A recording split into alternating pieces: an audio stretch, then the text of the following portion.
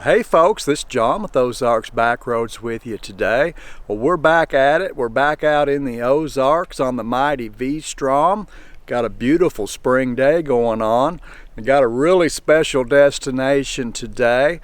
We're going to check out a new spring that I've never been to or videoed before.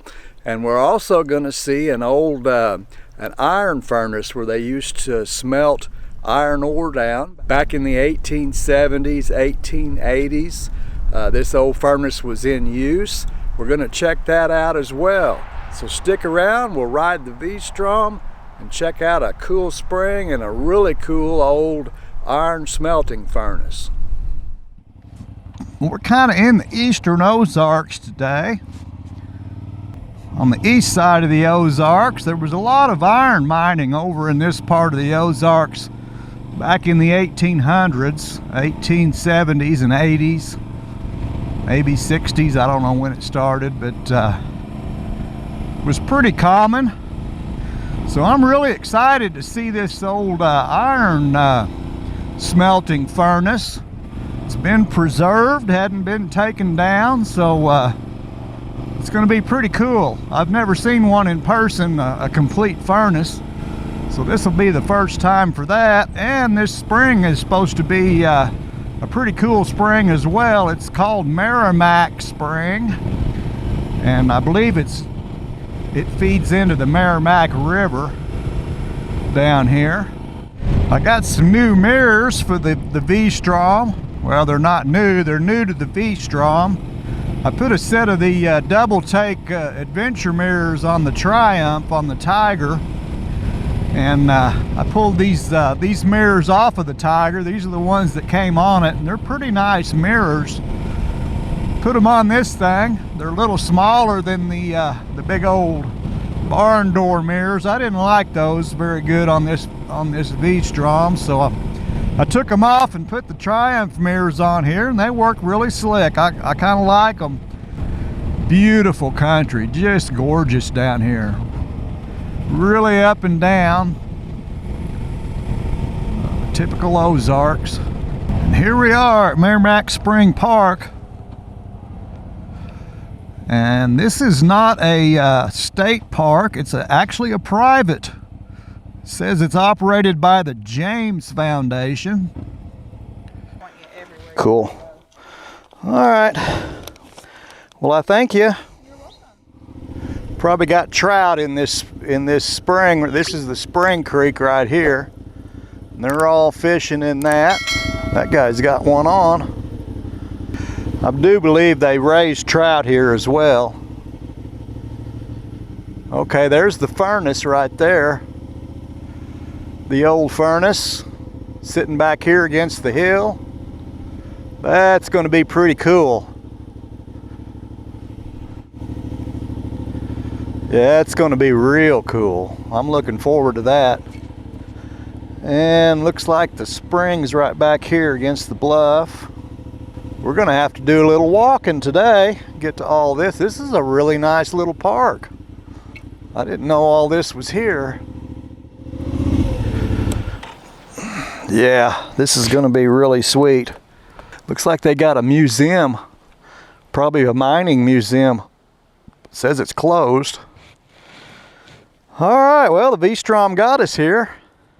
Well, we'll get our cameras, some Duracells in our cameras, and we'll go over here and check out this spring and then spend some time at that old blast furnace there. That looks like a dandy. We're just about to the mouth of the spring here. They have a fish hatchery here where they raise rainbow trout, and you can fish for them. They've got a bunch that's got in this spring. I don't believe you can fish here, but good place to be, I guess, if you're a fish. All right, looks like the spring mouth is right here where it comes out of the bottom of this cave, or the bottom of this bluff. You can see the water boiling up there. Pretty sweet. They built the walkway under the bluff here. Kind of an overhang. Looking out into the spring.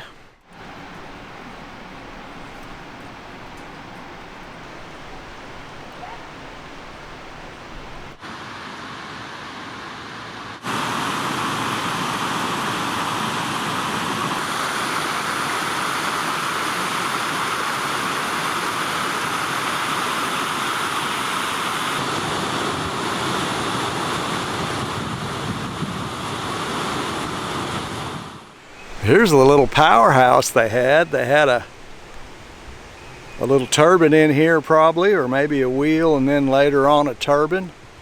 I'm not sure when it was built, but it's been around a day or two. Really a cute little gingerbread looking structure. Apparently they were generating power, probably to help with the mining and the smelting over here in the furnace. So this was a mining area.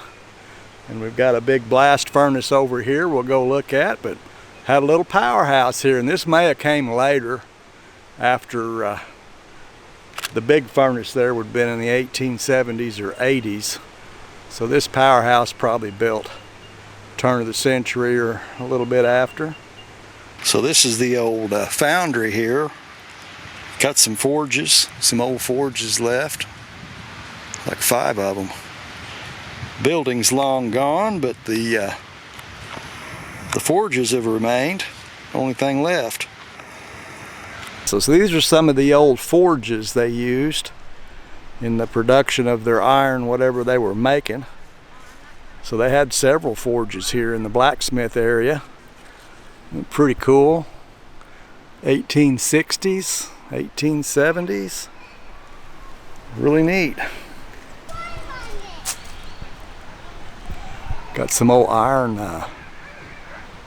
bars there wrapped around the top of it to hold it together. And look at the way these are fastened. That's just screaming 1860s, 70s there. Huh. That's pretty neat. So here's an old forge. They got it totally strapped up with iron here, all the way around, even the very top of the flue. Apparently it worked because it's still here. That's pretty cool. Take a look at how they pinned the iron bars together. Hold it all in place. Even the flue's all pinned up. That's pretty cool. So this thing will probably stand here forever. It's got a lot of reinforcement in it. These straps are like, I don't know, 6 inches across, 5 inches across. Pretty heavy duty. They've been doing the job for a while. Really cool. Here are some giant lintels, which are support structures that go over windows or doors for the old houses they used to, big mansions and stuff.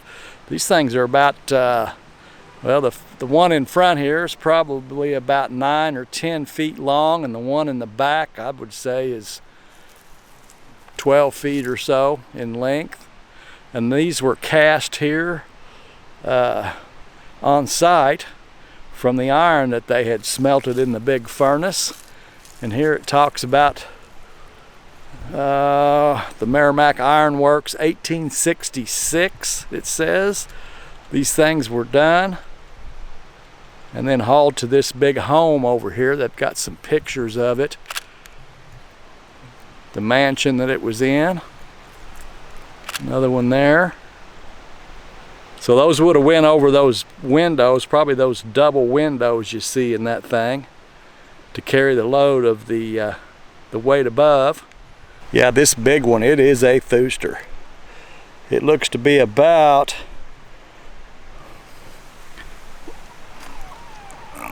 2 inches in width, or maybe 3 inches in width right here. That's a chunk of iron.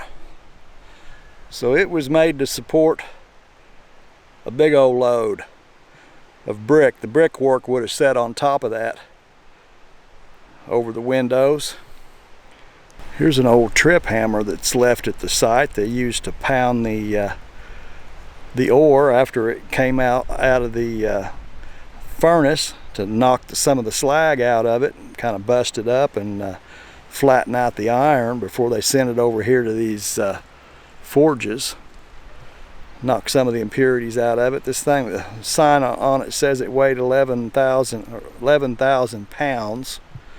It ran off the water wheel. The water wheel would lift it up, and then it tripped and fell down onto the ore as they run it under it. So that's a pretty heavy duty piece of iron right there. I'm sure they cast that here as well back in the day. They used to have a suspension railway or tramway that ran from the furnace over here, back here, over here to the foundry, and these buckets traveled on this overhead tram. So they would pour the molten iron in those after it came out of the furnace, and then they could bring it over here on this overhead tram. Pretty heavy duty unit there. Well, right over here is the main attraction. It's the old blast furnace where they smelted the iron ore down. Pretty good size unit right there. We'll go check that dude out. These were charcoal fired, so they burnt trees, made charcoal, and that's how they operated these furnaces. So they destroyed the forests here in the Ozarks, massive tracts of forest. Went up in smoke to make this charcoal for these furnaces. But it was 150 years ago, and it's grown back, and the furnaces are still here. Some big old blocks in that thing. They quarried those out locally or somewhere around these parts. They've got a little notch cut out that runs to the top of this thing when they would scrape the slag off of the top of the crucible, off the surface of the molten iron and rock. They'd scrape the slag off the top, and it would fall down this slot, and then they could collect it down here. Pretty neat the way this is built. Got some big old iron supports in it. Here it talks about the history of the iron works that were here. It looks like they began operation in 1829 and operated until 1878. It says that producing cast iron implements and household goods that contributed greatly to the civilization and industrialization of the western frontier. Ironworks completed in 1829, fueled by charcoal from surrounding forests, powered by the nearby Merrimack spring. By the middle of the century, this former tribal land and the Shawnees was one of Phelps County's principal settlements. They've got a stairs that goes up to the top of this structure. We'll go up here and see the business end of this thing. We can kind of see the top of it here. This is as high as I can get. There's a round lid there underneath this old sheet metal or iron hood that, or A-frame actually, just a frame that holds the crucible. But you can see the lid where the crucible would go down into the top of this furnace, down in that pipe or that hole. That's pretty sweet. Well, we had a pretty good look at the old blast furnace there, and the foundry and the forges and stuff, and the spring was pretty sweet too. They've got an historic loop down here, and it runs around in the old mine pit where they mine the iron out of the ground is around here. We'll go take a look at that if we can find it. Got the old cemetery. Hi! They just marked all the graves because they're about to lose them. They're getting where they can't find them. Headstones are gone or buried. So they've been marking them with pipe crosses. Those will last a while. There's a few little family plots here with some graves. Well, now this is interesting. I guess we need to stay on the concrete here.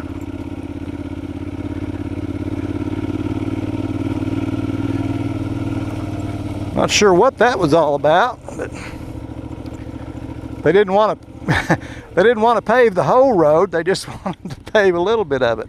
Mine overlook, mine entry. All right, that's where we're going. That definitely looks like a mine pit. A pit of some sort. You can see all the red in the dirt and the rock. That's the iron in that. It's not a round, nice deep round pit like what the Nova Scotia pit was. It's not as big either. Yeah, pretty deep. It's got some deep to it. Looks like they removed quite a bit of material out of that. That's the way these mines worked here in the Ozarks back in the day.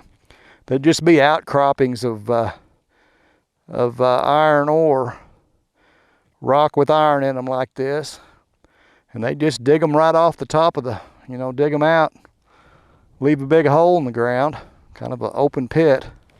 That must be waste material they've piled up there, stuff they didn't want to, it wasn't good enough to bother with, so they just piled it up in the mine after they dug it out. So that pit would have been dug all the way down, all the way through there. And then they went to throwing that waste material in the middle of it after they got to the bottom and they weren't getting any more ore. They used it to put their waste back in. Continue on around the circle here. See if we can get back to the highway, get out of the park. And it's time for Ozarks Backroads to get some groceries. It's getting late in the day and I haven't had lunch. As all of my adventures go, I always have to go eat. Stringtown Road. You are now entering one of Missouri's first TransLink roads. It is typical of many frontier wagon roads in the early 1800s that linked one small community to another. Stringtown Road served two purposes. This stretch of road formed the link between St. Genevieve and Springfield, Missouri. That's a long road. It's a long ways from St. Genevieve to Springfield. And circa 1824. In 1824, Merrimack Spring was a welcome campsite to both Indians and the white travelers. After 1826, the road was named Stringtown because of the line of houses along either side of the road, which made a straight line from the Merrimack mine pit to the Merrimack Iron Works. These dwellings housed the iron workers. So there'd be a bunch of old house places all down through here. So apparently there was housing all down through here. Man, if you had a metal detector, whoo, getting some of them old house places. So this is an old house place right here. It shows a little cabin there from 1835 to 1840. Another log cabin right here. The old boy had a grist mill that lived here in 1848. There's another cabin that was here, 1842. Here's an old chimney that's still here from 1830. It's kind of got the lean on it. They got some cables holding it up. Said they lived on this site with 3 sons and 5 daughters. A little log cabin. There's the chimney right there that's in the picture of it. They came to Phelps County in 1818. Wow. They did a pretty good job on that flue. That's a big old fireplace there. So this old road right here, you wouldn't think by looking at it that it would have amount to much or ever did amount to much, but apparently it was the road to Springfield, Missouri back in the early 1800s. Or through the 1800s. Who'd have thought? This looks like a little old logging road that's been graded over. Got an agricultural museum, bunch of old implements and stuff in there. It's closed as well. Must be too early in the season. Everything's closed. The museum down here was closed also. Well, I got lunch on my mind. We came through a little town back here. Well, it's a ways down the road, but we'll have to stop and see if they've got anything to eat.